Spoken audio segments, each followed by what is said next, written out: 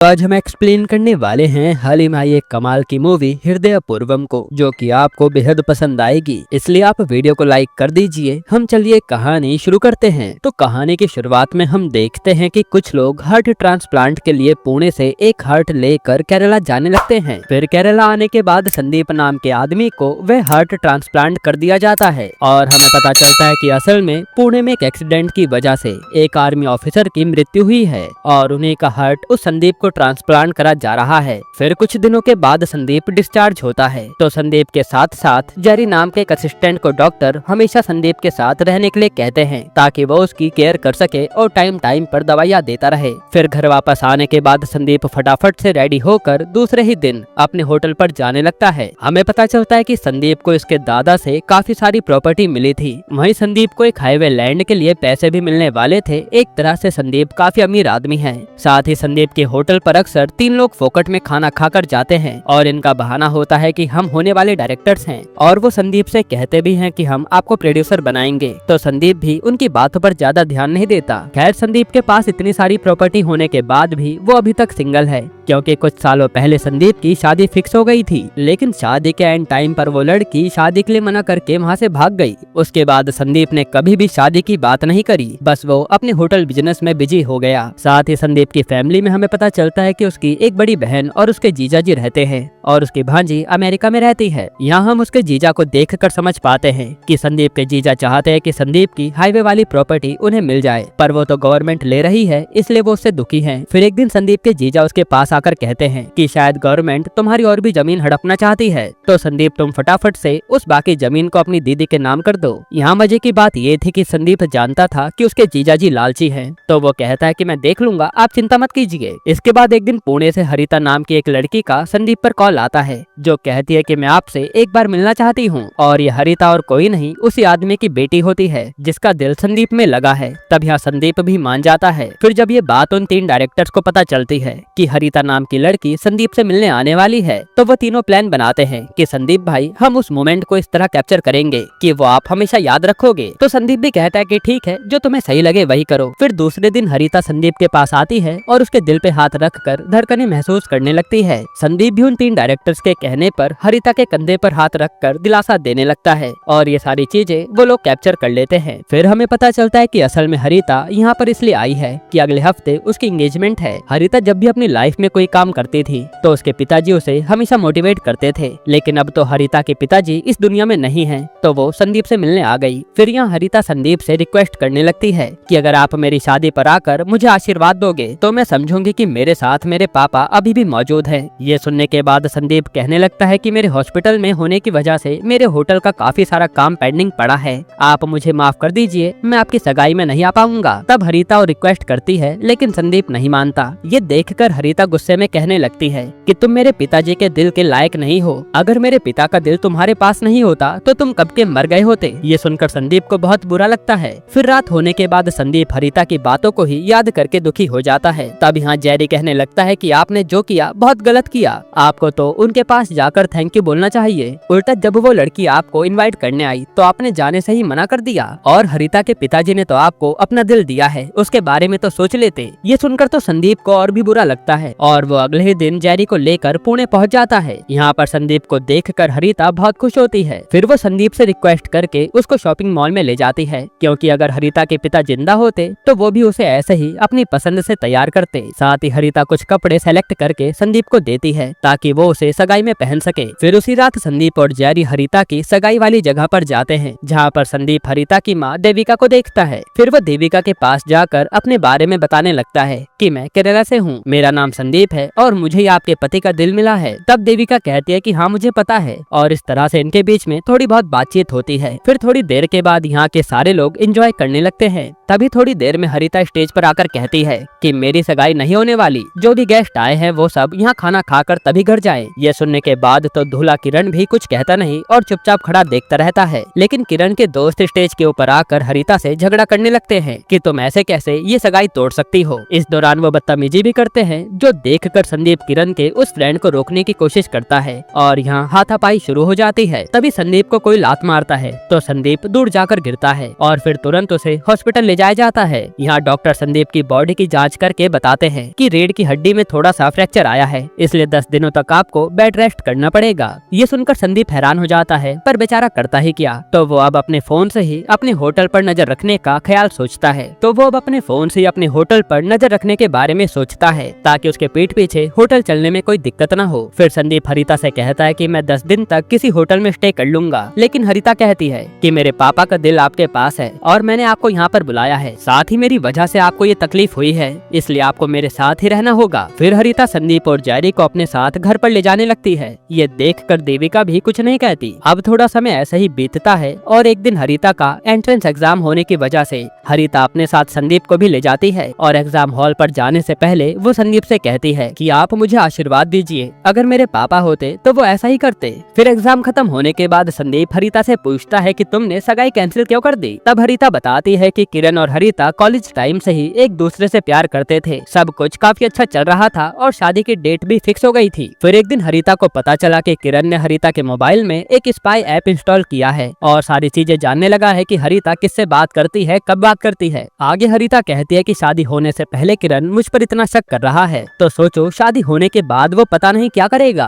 इसलिए मैंने इस शादी से मना कर दिया। फिर घर वापस आने के बाद हरिता की माँ देविका हरिता को डांटने लगती है कि ऐसा स्टेटस तुमने क्यों लगाया, जल्द से जल्द उसे डिलीट करो। असल में हरिता ने अपने व्हाट्सएप स्टेटस पर लिखा था कि अब मुझे फ्रीडम मिल चुकी है। तब देविका कहती है कि तुम्हारी सगाई टूटना तुम्हारे लिए फ्रीडम है, अगर तुम ऐसा करोगी तो लोग क्या सोचेंगे हमारे बारे में। अब वहीं पर संदीप भी होता है जो हरिता के पास आकर यही कहने लगता है कि तुम्हारी माँ जो कह रही है वो बिल्कुल सही है, तुम्हें वो स्टेटस डिलीट कर देना चाहिए। तब हरिता बहुत ही गुस्से में अपने कमरे में चली जाती है। उसके बाद देविका संदीप के पास आकर कहती है कि मैंने सोचा तुम्हारा स्वभाव मेरे पति से अलग होगा, लेकिन आज रवि होते तो वो भी हरिता को ऐसे ही डांटते। फिर थोड़ी देर के बाद हरिता भी संदीप के पास आकर कहने लगती है कि तुम्हारे और माँ के कहने की वजह से मैंने उस स्टेटस को डिलीट कर दिया, और वैसे मैंने बाद में सोचा कि मैंने जो किया था वो गलत है, मुझे सही रास्ता दिखाने के लिए धन्यवाद। इस तरह से देविका और हरिता संदीप की रिस्पेक्ट करने लगते हैं। अब दूसरे दिन हरिता और देविका के बीच में कुछ बात हो रही होती है। उसी वक्त संदीप जब आता है तो देविका कहने लगती है कि संदीप मेरे पिताजी की तबीयत बहुत खराब है, पहले भी मेरे पिताजी और रवि के बीच में हमेशा झगड़ा होता रहता था, अब तुम्हारी बॉडी में मेरे पति का दिल है,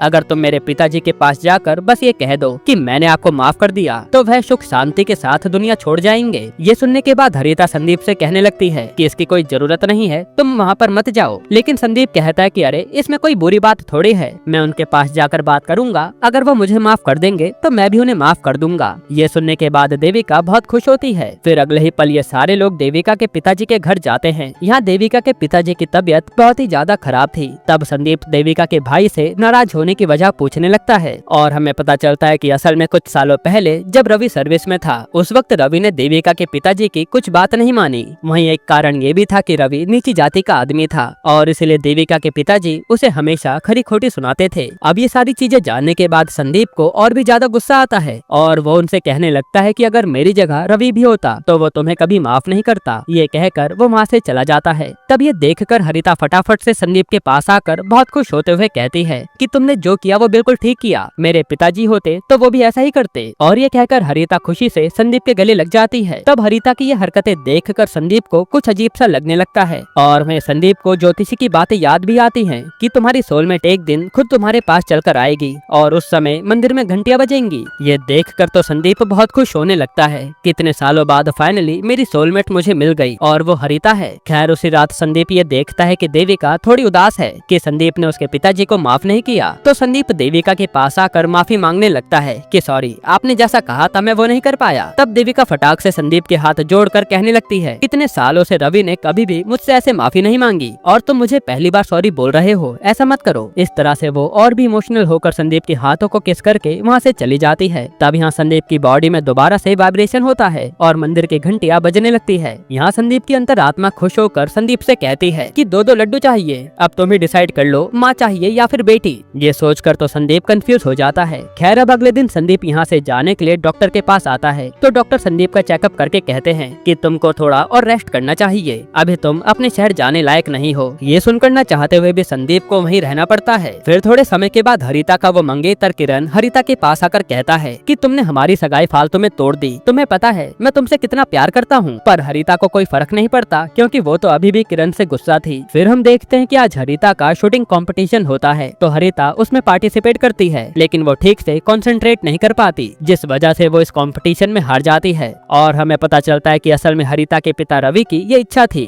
कि हरिता शूटिंग कंपटीशन में जीते, पर ऐसा कुछ हो नहीं पाया। इसी दुख को मिटाने के लिए हरिता संदीप को लेकर एक बार में जाती है जहाँ वो खूब दारू पीती है। हालांकि संदीप एक भी ड्रिंक नहीं पीता। फिर जब कार से इन्हें जाना था तो संदीप तो कार ड्राइव नहीं कर सकता क्योंकि उसके कमर में दर्द है। तब हरिता ही ड्राइविंग करती है, लेकिन थोड़ी ही दूर रास्ते पर पुलिस की चेकिंग की वजह से हरिता और संदीप को पुलिस वाले पुलिस स्टेशन ले जा लेते हैं और हरिता पर ड्रिंक एंड ड्राइव केस लग जाता है। तब ये बात जानने के बाद देविका फटाफट से पुलिस स्टेशन आती है और फाइन भरकर हरिता को ले जा लेती है। फिर घर वापस आने के बाद देविका संदीप को बुलाकर कहती है कि जब हरिका दारू पी रही थी तो तुम भी उसी के पास थे ना, तो क्या तुमने उसे मना नहीं किया। यहाँ संदीप महसूस करता है कि जिस तरह से एक वाइफ हस्बैंड को बोलती है वैसे ही देविका संदीप को बोल रही थी, जिससे संदीप भी हैरान हो जाता है। फिर अगले दिन संदीप का जीजा संदीप को देखने पुणे आता है, पर बात तो उन्हें जमीन के बारे में ही करनी थी। यहाँ वो ऐसे जताने लगता है कि उसे संदीप की कितनी ज्यादा चिंता है। तब वहाँ का माहौल देखकर उनके भी होश उड़ जाते हैं क्योंकि हरिता और देविका संदीप से कुछ ज्यादा ही चिपक कर बात कर रही थी। तब यहाँ जीजा को इसी बात का डर लगने लगता है कि कहीं संदीप यहीं पर सेटल न हो जाए। फिर उसी रात संदीप अपने जीजा के लिए टिकट बुक करा देता है वापस जाने के लिए। तब उसका जीजा यही कहता है कि संदीप मैं तो उस जमीन के बारे में बात करने आया था, जिस पर संदीप कहता है कि अरे जीजा जी आप उसकी फिक्र मत करिए, मैंने लॉयर से बात कर ली है, कुछ नहीं होगा। खैर फिर हम देखते हैं कि इसी दौरान संदीप से रेजना नाम की एक लड़की वीडियो कॉल पर बातचीत करती रहती है और ये रेजना वही है जो संदीप से पहले शादी तोड़कर भाग गई थी। फिलहाल इसका पति इसे छोड़ चुका है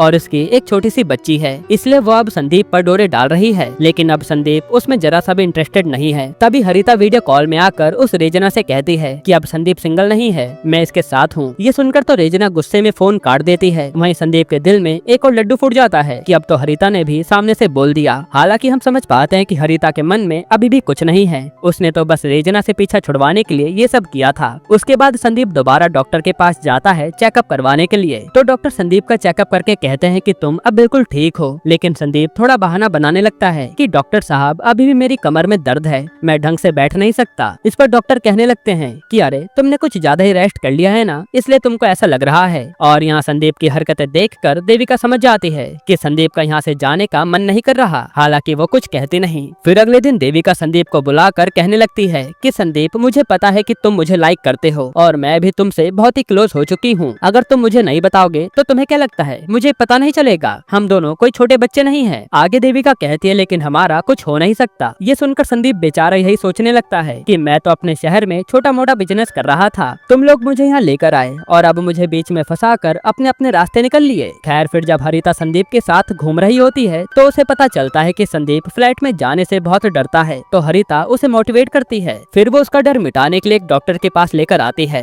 वहाँ उस डॉक्टर को देखकर लग रहा था कि वो कोई डॉक्टर नहीं बल्कि ज्योतिष विद्या वाला कोई शास्त्री है, जो संदीप से पूछने लगता है कि तुम्हारी राशि क्या है, तुम्हारा गोत्र क्या है, वगैरह वगैरह। फिर वो डॉक्टर सब जानने के बाद कहता है कि अरे आज तो तुम्हारा बर्थडे है। ये सुनने के बाद हरिता भी शॉक्ड हो जाती है और यहाँ संदीप कहता है कि अरे मैं तो भूल ही गया था कि आज मेरा बर्थडे है। तब यहाँ से हरिता संदीप को एक कैफे पर ले जाकर एक छोटी सी पार्टी देती है। बाद में हरिता संदीप को एक लाइब्रेरी पर लाती है। वो कहने लगती है कि मेरे पिताजी अक्सर यहाँ आया करते थे, लास्ट टाइम मेरे पिताजी जब यहाँ से निकले थे तभी उनका एक्सीडेंट हो गया। वहीं पर हरिता के पिताजी की कुछ फोटोज भी होती है और जब वो संदीप को दिखाने वाली होती है तो संदीप कहता है कि नहीं, मुझे तुम्हारे पापा की फोटो नहीं देखनी, क्योंकि मैं तुम्हारे पापा के बारे में अपनी एक इमेजिनेशन बना चुका हूँ, इसलिए मैं उसे ऐसे ही रहने देना चाहता हूँ। उसके बाद हरिता संदीप को अपने पिताजी की कुछ रिकॉर्डिंग सुनाती है। उन रिकॉर्डिंग्स में हरिता के पिताजी ने हरिता को काफी अच्छी अच्छी बातें बोली हुई थी। तब यहाँ संदीप हरिता को हग कर कहने लगता है कि तुम तो बहुत ही खुश नसीब हो। तब हरिता भी बहुत ज्यादा इमोशनल हो जाती है। खैर फिर संदीप और जैरी किसी पार्क में बैठे होते हैं। उसी वक्त इन दोनों से किरण मिलने आता है।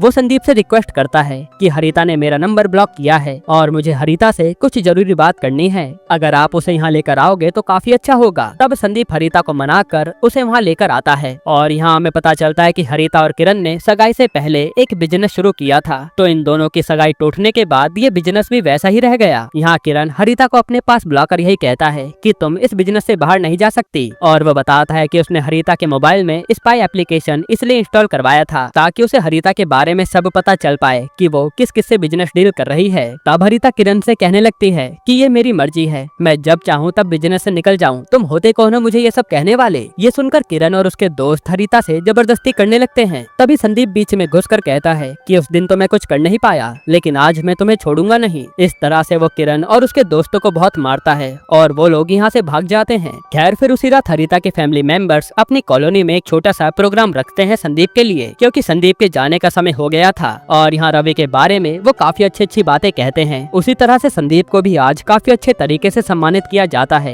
क्योंकि कल संदीप यहाँ से चला जाएगा। तब यहाँ संदीप एक काफी इमोशनल स्पीच देता है और ये दिन उसके लिए काफी मेमोरियल बन गया था। फिर अगले दिन एयरपोर्ट पर जाते समय संदीप और हरिता बहुत इमोशनल हो जाते हैं, जिसके बाद संदीप वापस अपने शहर आ जाता है। फिर संदीप यहाँ उस जेरी को अपना मैनेजर बना लेता है, क्योंकि संदीप और जेरी की काफी अच्छी बनने लगी थी। और फिर हमें एक साल बाद का सीन दिखाया जाता है। जब संदीप का बर्थडे होता है तो हरिता और देविका संदीप के लिए एक केक भेजते हैं। ये देखकर संदीप बहुत खुश होता है कि वो दोनों अभी तक उसे याद करते हैं। उसी वक्त जोरदार बारिश होने लगती है और उसी बारिश में एक लड़की संदीप के होटल के पास आकर खड़ी हो जाती है, जिसे संदीप देखता ही रह जाता है, यानी अब वो उस पर जाकर ट्राई मारेगा। यहीं पर ये मूवी खत्म होती है, जहाँ संदीप को अब लाइफ एंजॉय करना आ गया था। दोस्तों आपको ये मूवी कैसी लगी हमें कमेंट में बताइएगा।